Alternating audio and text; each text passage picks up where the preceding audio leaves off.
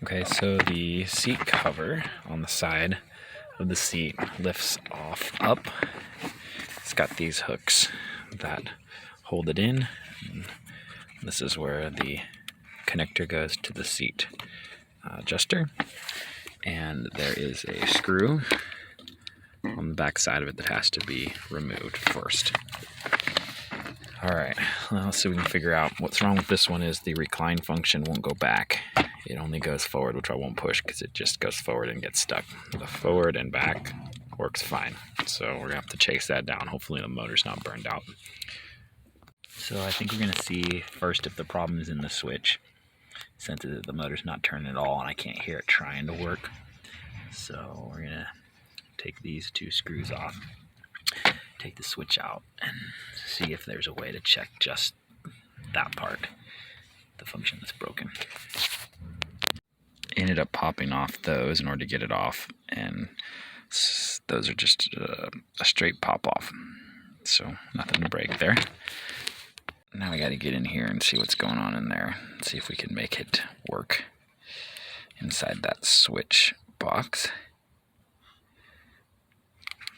It looks like there's just little tabs that you depress and the top pops off, so we're going to depress those tabs and see if we can get it off carefully.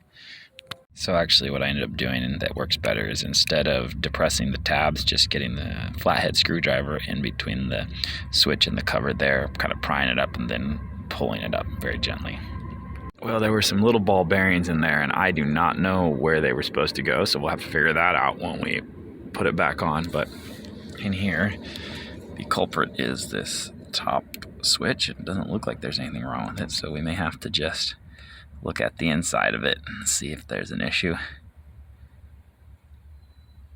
But you can see those functions work fine, and this one, which makes it go forward, which I'm not going to do anymore. And this is the broken one. It feels a little sticky, but alright, so I guess we're gonna have to take those apart. Can probably do that in a controlled area here, maybe like a table or something. Alright, so that was the solution. Either that or some praying, but maybe both. I took this switch apart, just cleaned the contact points in there, even though they were not dirty very much at all. So maybe there's something else wrong with it as far as the spring. But now it reclines. So that's how you fix a jammed recliner on a 2006 Subaru Tribeca, and I think most Subaru power seats are similar. And I think the little ball bearings go on the back side of that white thing. That's where I'm going to put them when I put them back in and slide this black cover back on top. Hopefully that's right. Okay, actually it appears it's a better strategy to put the ball bearings there and then put the white on top.